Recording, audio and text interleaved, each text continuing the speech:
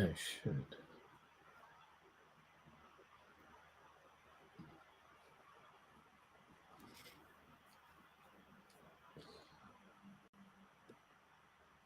Okay, sorry. Hello, everybody. It's Arun here.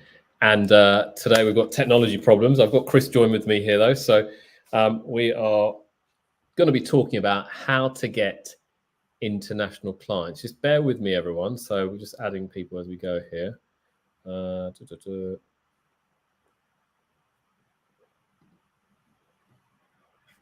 Hopefully this works. No, the joys of technology never work, but let's do it anyway. Right. Let's crack on. So how I get international clients. Right. Chris, who are you? Explain to everybody what you do, where you come from. I am the head of marketing for the Samara Group. Been here for 6 years about. And yeah, it's essentially my job to get us the international clients. Yeah, absolutely. Yeah. So, and Chris has got a wealth of experience. So talking about getting clients, let's cut to the chase. Let's go to the topic we're trying to talk about today, what we want to get done. How do we get them? What do we do? Well, there's a few things you can do. There's probably 3 main ones I would say work the best. The first one is probably the easiest and quickest would be pay-per-click. Yeah. So you pay for Google ads, LinkedIn ads, even Facebook ads or Bing, and you can get your name in front of people wherever you want in the world pretty much immediately. The only problem is obviously you have to pay for that. So for anyone who doesn't know, the way pay-per-click works is essentially an auction. There's usually about 3 results at the top of a Google search, and you're bidding against everyone else trying to get that keyword. So if you're trying to get find an accountant London, let's say, as your Google search keyword, then you're bidding against all the other companies that are running ads for that keyword. And it's not always the case that just the person who pays the most gets to the top, but that's essentially how it works. There's other factors involved, but the more you pay, the more you'll be seen.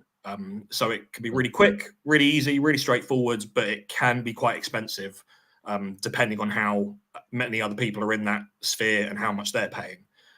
It can be really, really cheap, but it can be really, really expensive. Okay, so we've been doing pay-per-click I've been doing it for 20 years, I think, right from the beginning. We did it for our clients in dentistry, UK clients, trying to get UK clients, and now we're doing it for global clients here. We use LinkedIn, we're using Google pay-per-click. We put adverts out, and as you said, it can rack up money expenditure quite quickly. But if you're very specific about what you're trying to target, it can be really, really good. So on a Google side of things, obviously you target certain keywords, specific keywords or keyword combinations. And then, as you said, Google will put you higher up the list. On LinkedIn and Facebook, it might not be keywords you're targeting. It might be actual demographics of people that you're targeting. So I might be looking for accountancy firm owners in the London area. Okay. So I can get that kind of demographic and then target those types of people on LinkedIn, and they'll see the adverts. Now, will that take some time and effort? Yeah, of course it will. And do people straight away click and buy? Of course they don't. Okay. But it's a factor in building that trust up in trying to market your firm, market your business. And that, I think, is a really important thing. It's trust. Because as an accountancy firm, if you're trying to do offshoring, trying to do outsourcing, trying to get out international clients, is trust. That's what people want to hear, see that you're a trustworthy organization. So pay-per-click is one strategy. Okay. So what other strategies have we got, Chris, up our sleeve? Before I go on to the second one, I just want to add to that you're right. Trust is everything in marketing. And the first step towards trust is them hearing about you. And again, the easiest way for that is pay-per-click. So we don't do it a huge amount, but if you're entering a sphere, an industry, a region for the first time, the easiest way is to get some even cheap Google ads, because then they'll at least hear about you. And then the next time they hear about you in the second step I'm going to talk about, you won't be brand new to them. They'll be like, oh, I know that name. I saw it somewhere or other. So they must be a name in this sphere. And the other way is search engine optimization, SEO. Well, let me just go back actually before we come on to that actually. So on that pay-per-click side of things, I think you're spot on. It's a great way to get yourself known in a market relatively quickly. Even as you said, it might just be a little bit of exposure, but they say, oh, okay, oh, it's Samara or it's Arun or whoever, what you're trying to do, they'll say, okay, that face. And this is all about getting, you're in a funnel ultimately. You're trying to, you've got a funnel coming narrow, and ultimately you've got people at the top of the funnel thinking, who are cold leads, who are thinking, seeing you for the first time on LinkedIn or Facebook or Instagram or Google, whatever, and they're coming into the funnel. But eventually, hopefully, as they go down the funnel, you're building trust with them because they'll see you in other mediums, as Chris is going to come on to in a minute, and eventually they come down to the bottom of the funnel. And not all of those people who came in at the top will ultimately buy something from you or become a customer of you, but hopefully they've gone far enough down the funnel to feel, you know what, I trust these guys. I'm going to call them and hopefully do some business with them. And that's the key to this whole thing, is getting people, a whole bunch. You might have 1,000 people in the funnel, but eventually it narrows down to 2 people at the bottom who actually buys. Okay. So, and it's moving them down the funnel in a trustworthy a way to do this. So sorry, Chris, you were going to go on to... and again, just to add to that, what we call that are touch points. So the first time they see a Google ads, that's their first touch point. It's the first time they touch your brand. Then the next time maybe they see one of your blogs or a webinar, that's another touch point. Then maybe they go onto your website, that's another one. And obviously it completely depends, but they used to say the average is like 5 or 6 touch points before someone will buy from you, whether that be a product or a service. Because you very rarely go on Google, search for something and just buy from the first place you see. Yeah. You either buy from somewhere you've already heard about, so you've already had those touch points, or you find someone that you like the look of, so you look a little bit on their website, you check out their social media, you look at their Google reviews. But if you did each of them, that'd be 4 touch points. Yeah. And then you'll buy from them. So you want to give people as many of these touch point possibilities as you can. And the next one is probably the one we specialize in, as certainly the one I specialize in, is search engine optimization. Now, this one, unlike pay-per-click, is free to an extent. Obviously, you have to get someone to do it unless you do it yourself. But you don't have to pay straight up for it like you would with an ad. But it is the one that takes the most amount of time and effort. But it can be the one that is the most useful and the most effective, because you get to, hopefully, the top of Google, or at least on the front page. And if you do it properly, you'll stay there. Whereas, but before you go on to that, Chris, obviously search engine optimization is dependent on the website, correct? Oh, of course, yeah. So let's even cut to the basics. So yeah, what is the keys of website? Firstly, yeah, if you look for international clients, you're probably going to have to build a website for that region. So if you are looking to enter the UK market, you're going to need a .co.uk website or a .com website. I don't think I've ever seen a website that wasn't .co.uk or .com ranking in the UK. Same with America. If you're trying to enter the American market, you're going to need a .com website. Our .co.uk website does rank in America. I mean, our dental practice websites rank there. Our UK accountancy website ranks there. Our .com Samara Global website ranks there. But it's a lot easier to do that with a .com website. So if you're whatever region you're entering, you're going to need a website for that region. Yeah. Otherwise, it's going to be so much harder to even appear in Google at all without that region's domain. So that's the first thing you need to do. Now, when it comes to websites, what I always recommend is there are certain things you can do yourself, and there are certain things you need to outsource. So pay-per-click, you can do yourself. It's really, really easy. SEO, if you take the time to learn about it, you can do yourself, or you can outsource it. That's always useful. Just make sure you've got someone who knows what they're doing. Websites, don't do yourself. Don't get a mate to do it or a family member who's good at computers. You need to get a professional developer to build your website, because there's so much going on with it. So it needs to be stable, needs to be quick, needs to be built for mobile. It needs to be, again, on the right domain, region-wise.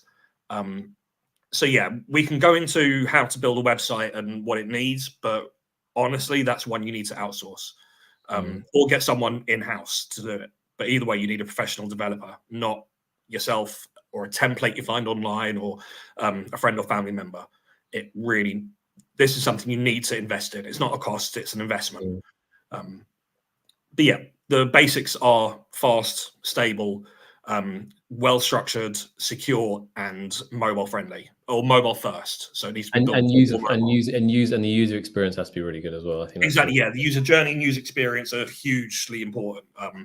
It needs to be easy for someone to use. It needs to look good. That sounds really straightforward and obvious, but you'd be surprised how many websites, not just that we see, but next time you're on Google, have a look at it and you'll think, well, why is that there? That should be over here. And this menu is a little bit complicated.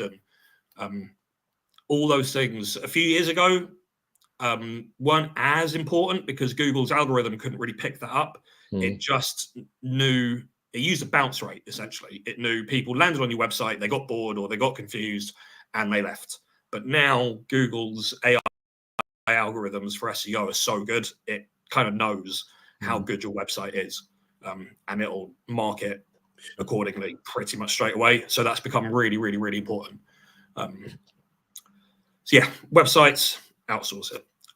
Then SEO is essentially making sure your content and your website is good enough to rank highly on Google or Bing or any other browser, but everyone uses Google. So that's what we're going to talk about. And there's so much to talk about with SEO. I could honestly talk about it all week. But the basics are you want to produce content and you need that content to perform a certain function. So what you really want to do is teach people, because if you're just trying to inform in the sense of, I don't know, how do I do a tax return? ChatGPT, Gemini, these things can answer that probably better than you can. Yeah. And not just that, but websites will use ChatGPT and Gemini to produce that content. So content is becoming a little bit different because AI is just swamping the market with it. So you need to add extra things. And what that means is you need to add expert opinion and expertise, authority, trust. In SEO, it's known as EEAT. You can't just have a blog saying how to do a tax return, how to perform payroll. You need to have stats, figures, because that's something that ChatGPT and AI doesn't really do at the moment. Doesn't really back up its opinions, for want of a better word, with much data, and that's something you can do. You need to have like bibliography, reference things, but also have your qualifications on there. Have other experts in the industry on your blog, your podcast, your webinars. You need to really show your audience and therefore Google that you know what you're talking about. You didn't just get your content from an AI source, or you didn't just spend a couple of hours researching it and then threw something together in 1,000 words. So you need to really help people, because a few years ago, Google brought in what was called the helpful content update, which meant that it started ranking content that was genuinely helpful to the user, not just content written for SEO purposes with 1,000 words and the right keywords on it, made to look good, and that'll rank. That won't work anymore. A few years ago, do that and you'll rank quite easily, but that doesn't work anymore. You need to help people genuinely. You need to really make things easy for them. You need to give them added value, essentially. So it has become a lot harder to rank in terms of content for SEO, which is why other things like social media has become a big thing. And what I mean, I don't mean it's become a big thing recently. I mean, in SEO, a few years ago, you could just ignore social media and it wouldn't matter. It wouldn't affect your Google rankings, but it will now, because Google is sort of turning SEO from search engine optimization to brand optimization. And one of the best ways to get your brand out there, to get mentions in other places on the internet, to get followers, interaction, is through social media. So that's not just Facebook and Instagram and LinkedIn. That's things like podcasts. So Spotify and that kind of thing, they count as well. And also things like YouTube as well. Remember, Google owns YouTube. Okay, if you're adding videos and doing some great videos on YouTube, that will only help your search. Okay, because they're linked together. Okay. Yeah, one of the things that quite nicely illustrates this is a few years ago, one of the biggest things in SEO were backlinks. So when another website links back to you, that was good SEO.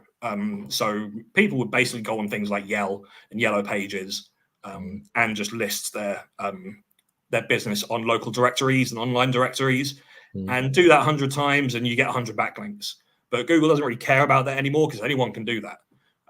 What it wants is brand mentions. And I don't know if the algorithm is starting to count unlinked brand mentions yet, but it is certainly going to. So eventually being on someone's podcast, even if they don't link to your website, having your name, your brand, your website, your business mentioned, Google will pick that up.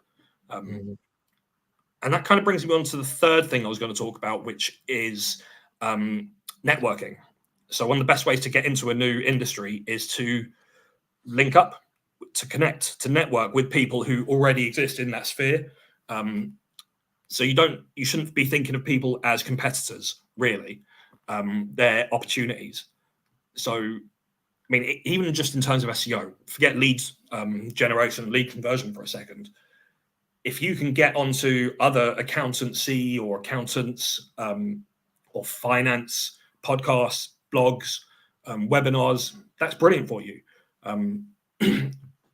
Again, you might consider them a competition, but it's more networking and it's brand reach and spreading your brand. That's kind of what this is all about. Whether it's pay-per-click, SEO, or networking, you're spreading your brand. That's kind of what SEO and marketing is all boiling down to. Because things like pay-per-click and SEO, anyone can do, anyone can get good at, but a bad brand is less likely to spread than a good brand. Sure. Especially when you use things like social proof, like reviews, other people in the sphere trusting you enough to have you on their podcast.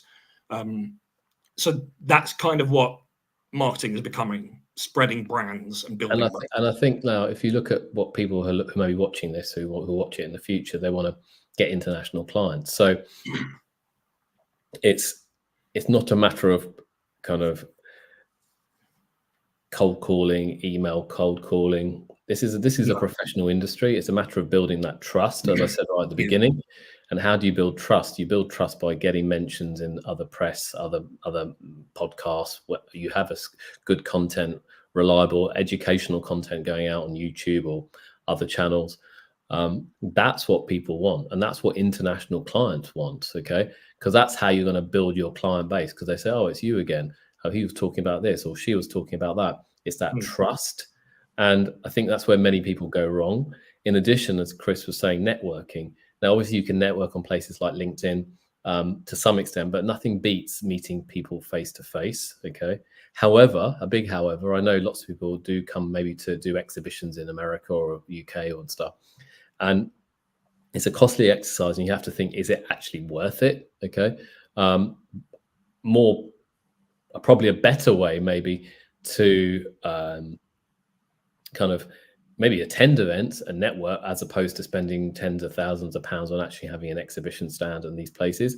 I've done everything to be honest myself. I've done exhibition stands, and I look at the return on investment. It's probably not the best return I've had. Okay, where I get my best return is definitely online. So educational content, YouTube, articles, blog posts, videos, newsletters, that type of thing. Okay. And I think that will be your best return on investment, as opposed to spending like an exhibition stand at an event in London might cost you easily like £10,000 to £15,000. Okay.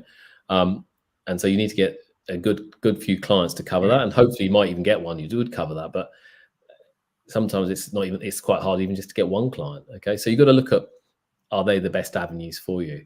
So any other points to add, Chris, from your thought process? On the topic of stands at conventions, I was going to mention that kind of really nicely illustrates the touch point idea, because if you think about the last time you were at a convention and you walked past how many stands did you walk past that you'd never heard of, and it didn't even occur to you to go talk to them? But as soon as you see one that you've heard of before, even if you don't go talk to them, you think, oh, it's them. I know them. So you might stop, and even if you just pause, that's enough, really. It might do. I agree with you, but I think sometimes, and you're right, it's just working out is that the place you want people to pause at? No, but that's just to illustrate that Yeah. touch points and getting your name out there and getting your name heard of Correct. at least once is enough of a touch point to make people pause. If they've never heard of you, they probably won't even think twice. They're like, okay, someone I never heard of, another person never heard of, another person never heard of. But if they've seen you, even if it's just a Google ad, but if they've seen you on social media, if they've heard of a website, they saw you on a podcast or heard of you on a podcast or saw your name somewhere, they're more likely to stop and go, oh, I know those guys. I've heard of them before.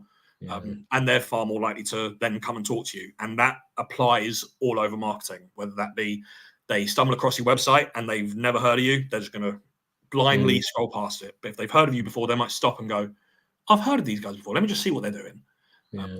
I think you're right. I think you're right. It's that touch point, and you've got to make. I think that the danger is with exhibitions, you can have those touch points, but that's a very expensive touch point, and will you get the return? Whereas, okay, I appreciate it takes effort to create a video, it takes effort to write an article, it takes effort, but that can be much more cost effective and a better ROI for you. Okay, I combine that with some Google ads or pay-per-click ads. I think that is much better, and that's kind of honestly where I'm putting all my efforts in going forward. I committed to a few exhibitions over the years, and we've got another one coming up soon. But I think where I had my best ROI has always been through content generation, content creation, because people get to know your personality. They watch your video, they read your articles, they get to say, "Well, I'm aligned with him, or I'm aligned with her. I like that what they're saying. I'm going to call them up." So I think those are kind of the ways that you need to start thinking about if you're going to get international clients, if you'll get people who's going to trust you. International clients aren't looking for cheap. They're looking for good value, okay, but they're not looking for cheap. They're looking for good value and excellent service. And the danger is if you try and price yourself too cheap, you won't be able to offer a good service because you won't attract the right talent, which then has a knock-on effect on what you deliver and then has a knock-on effect on the business overall. So trying to be the cheapest is never really a good option. Trying to offer a great service and charge appropriately for it so you still make a decent return is the right way forward. It's a really good point. So I think what we've covered today, I know we kept this webinar relatively short, just over 20 minutes. But in summary, in my mind, actually, Chris, why don't you go first? In summary, if you had to summarize what we've discussed today, what are the most important things? If someone wants to go and get international clients, if they're, say, based in India, they want to get clients, what would be your top 3 tips? My top 3 tips would be start off with some pay-per-click ads. Again, just to get that first touch point out there. Whether people don't click on your ads, you kind of don't want them to because then it doesn't cost you anything. But it's just to get your name in front of people's faces for the first time so that when they see your website, your services, it's not the first time they've ever heard of you. They've already heard of you. They've already seen your name. They go, oh, yeah, I know these guys. Because subconsciously, they'll assume you must be at least a player in the sphere because they've heard of you before. It's not the first time. Then either learn about SEO or get someone in who's good at SEO and get working on your content, whether that be blogs, articles, courses, podcasts, or just your service pages. You want to get as high in Google as possible. And it might be worth getting someone. So if you're trying to enter the UK market, get a UK SEO person, just because they're going to know certain things about the culture, about the language, about just the nuances of that region that will help you hugely. And then get your name out there, network with people, get on blogs, get on podcasts, talk to people, find out if you can set up referral things or cooperative work, anything to get your name out there, because this is all about brand awareness nowadays. It's not just about website or it's not just about SEO. It's not, all of this is now part of brand awareness. But I think brand awareness, like I was at an event the other night, an awards evening here in London, and people spend thousands of pounds just to have a table or to show their brand or sponsor the event. I think what we're seeing is it's a very crowded place. Okay. And is that money you're putting into that? I know people have to spend more money just to be seen at these events, for instance, or evenings. And you wonder, do you actually get the return on that? Whereas the beauty of online is that you can measure, monitor, see returns, see if things are working or not working pretty immediately at a relatively kind of low cost. And that's where I would 9 times out of 10 put my money into. Of course, there are certain offline things we may do, but historically, the last 20 odd years working in the financial and accounting industry has taught me that, you know what, just focus online. If you do that, if you dominate online, you'll dominate offline as well. Yeah, when I say networking and connecting, I largely mean online, especially if you're trying to enter a different country. Mainly just because it's easier to, you don't have to travel. Yeah, absolutely. It's a lot easier to do. Yeah, it'll be a lot easier, a lot cheaper, and your reach will be bigger. Sure. At some point in the future, you might want to host your own events in country or do something, and that could be a good idea. Whereas if you've got some following and say, oh, actually, I'm going to do an event in London or New York or wherever, and that's a very good idea, but only once you've got some following and you've got some traction behind it. Once they've had those 5, 6, 10, 15 touch points online, because they've seen and interacted with your content. Yeah. But yeah, okay, well, thank you, Chris. I thought we kept it relatively short. I hope people got some ideas of what we do, how to get into how we get international clients. Ultimately, it's about taking that step and trying these things, and we'll go into more detailed strategies kind of later on and further in the webinar series.